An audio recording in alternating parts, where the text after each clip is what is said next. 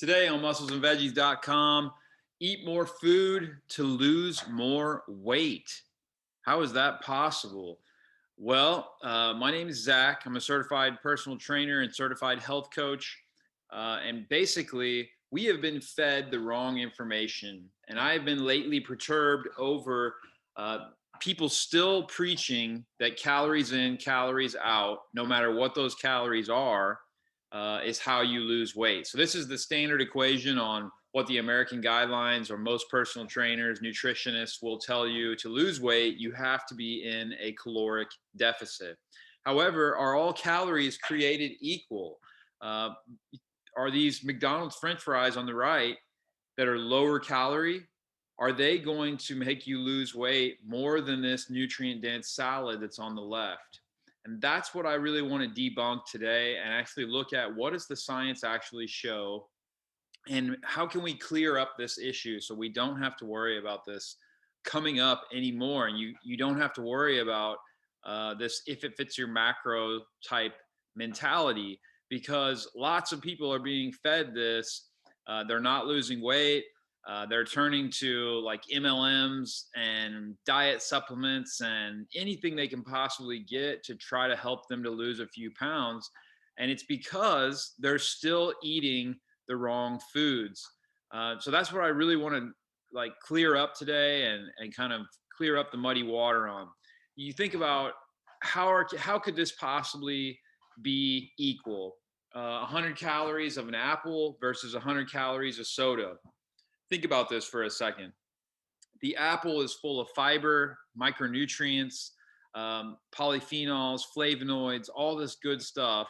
Whereas that soda, if it's not a natural soda, it's full of artificial colorings, chemicals, additives, preservatives, you name it, not to mention most sodas are made not with sugar, but with high fructose corn syrup.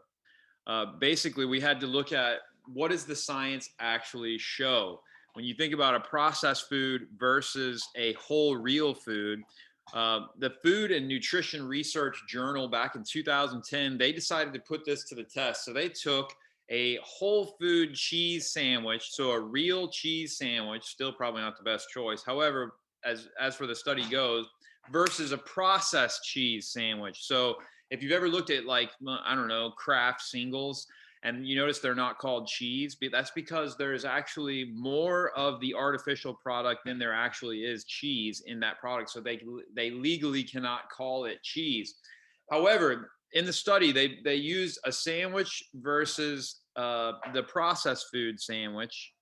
And what they found was after they consumed the processed food, the artificial cheese, their energy expenditure or their metabolism dropped by 50% compared with the real cheese sandwich. So, what does that tell us? Processed food does affect our metabolism. So, although it's the same exact calories in this study, same exact macronutrients, proteins, carbs, fats, the way that they processed that food when they ate it affected their metabolism and the way that they burned it for energy or stored it as energy.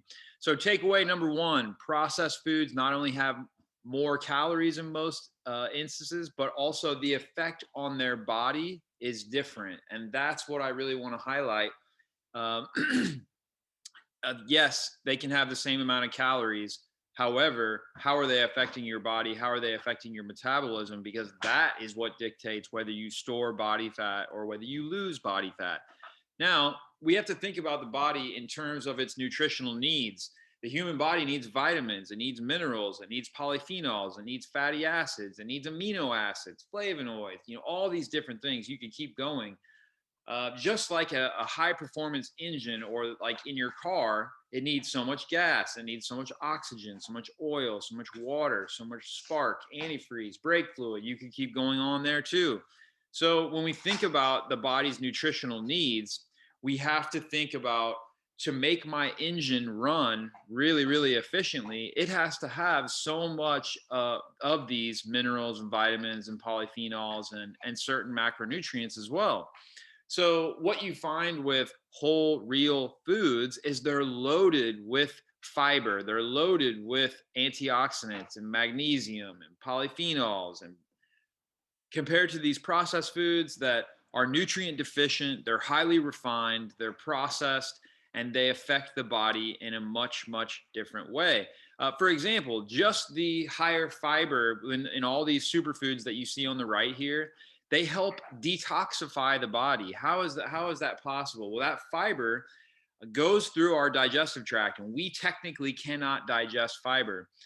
However, that fiber going through acts like a binder. So it binds to different toxins from our cosmetic products, toxins from breathing gas fumes or brake dust, or the different things that we're accumulating in this modern world. That fiber going through your GI tract actually helps pull all that, bind to it, and pull it out of the body when we have a bowel movement. So the higher the fiber, also the more healthy the gut microbiome is, because we can't consume the fiber, but guess who does get some food out of that fiber? Our gut bacteria. So our food doesn't actually have much B12 per se in it. It's the bacteria that are eating this fiber, and they produce B vitamins for us to absorb. They are like working for us inside of our digestive tract. So when you're not getting adequate fiber, you're eating lots of refined processed foods, you're missing out on just those two benefits. And you could go on for more, but just the benefits of the detoxification and just the benefits of feeding your healthy gut microbiome. So here's another study. They looked at dietary fiber intake. This is from the Journal of Nutrients 2010. And what they found was fiber fills you up, and therefore making it harder to eat junk calories. So that was one other benefit of fiber when it came to the topic of weight loss. So that fiber actually filled you up much faster than the processed foods. So we get a lot of different benefits with real whole foods, rich in fiber, rich in nutrients, which we're going to talk about next. This keeps us full. This keeps us satisfied, and also it keeps cravings down as well, because we're not having these massive blood sugar spikes like we would with processed foods. Now, we have to understand that in focusing on our metabolism and how we process fats and carbs and proteins, and our metabolism is dictated off of hormones, and ditching processed foods and optimizing our nutrients and our fiber intake with whole real foods, it optimizes our hormones. Now, I could go into this really detailed explanation of how thyroid hormone in particular is a massive fat burner. It's a massive dictator in our metabolism. I'll spare you with that detail, and I'll just show you that the many journals, you can look up studies on this. This is a 2014 study on the American Physiological Society. Thyroid hormone plays a significant role in energy expenditure. It regulates our metabolic rate, or our basal metabolic rate. Specifically, that's the food that the calories that we burn when we're literally doing nothing. So if we were to lay in bed in a coma all day, thyroid hormone dictates how many calories we are going to burn that day. Our BMR, our basal metabolic rate, is directly correlated with obesity and weight gain. And thyroid hormone is the key regulator of BMR, or basal metabolic rate. So in thinking about thyroid hormone, what lowers thyroid hormone? Well, this study, 2016, Mediators of Inflammation, the journal concluded that inflammation and oxidative stress are what lowers thyroid function. What foods cause oxidative stress the most? Do you think it's real whole foods, or do you think it's processed, refined, highly inflammatory foods like the sodas, the chips, and the candy, and the pop, and the different things that are very, very inflammatory and highly processed, and they're not full of real ingredients, they're full of synthetic ingredients, and synthetic ingredients are what have shown to raise oxidative stress in the body. So we want to keep our thyroid hormone high, right? That's our metabolism. That's the way that we burn fuel. So how can we say that a food that is directly equal in calories, but actually raises oxidative stress and inflammation in the body, how can we say that it's simply that that's equal, and that calories in, calories out is all that matters, and not the quality of the food. So takeaway number 3: real food boosts your hormone function, not degrades from it. So real food is nutrient dense. Those nutrients are what fuel specifically thyroid hormone and our other hormones. We have to have the right building blocks to make our hormones. So real food does that. Processed food degrades and takes away from our hormone production. So what does a normal day of nutrient dense, high fiber eating look like? This is a perfect example. I start my day every day with a smoothie. I like a nice big salad with lots of different veg at lunch. And then maybe for dinner, I'll have some cauliflower rice or some white rice and black beans with lots of veggies. Maybe wrap that up into some wraps or some tacos or something like that. You can also do this another way. You can do this with animal products. So maybe a vegetarian lunch with cauliflower and broccoli sprouts and some eggs. Or maybe you have some grass-fed steak and lots of veggies for dinner. My point is there's no right or wrong way to really do this. Everybody needs to quit arguing about keto or paleo or vegan.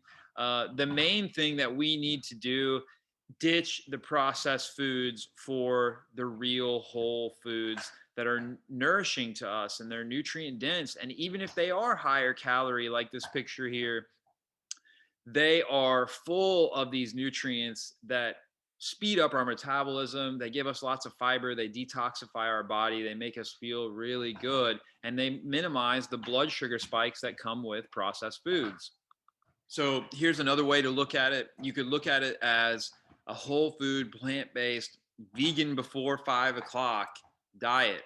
What does that look like? Lots of water, lots of leafy greens, fruits and vegetables, sprouts and legumes, nuts and seeds, herbs and microgreens, and juicing. These are all very nutrient dense foods. Then you notice out to the left, 2 to 3 tablespoons a day of healthy fats like coconut oil, olive oil, avocado oil, even butter if you can tolerate a little bit of dairy. And then out to the right, 1 quality serving of grass-fed beef or wild-caught salmon or free-range eggs. You see, a lot of people say they can't afford these high-quality meats, but when you're limiting them to 1 every day or 1 every other day or so, you don't have to supplement B12 and omega-3s and things like that like you would on a vegan diet. B, you can afford quality animal products because you're only eating them so infrequently, once a day, once every other day.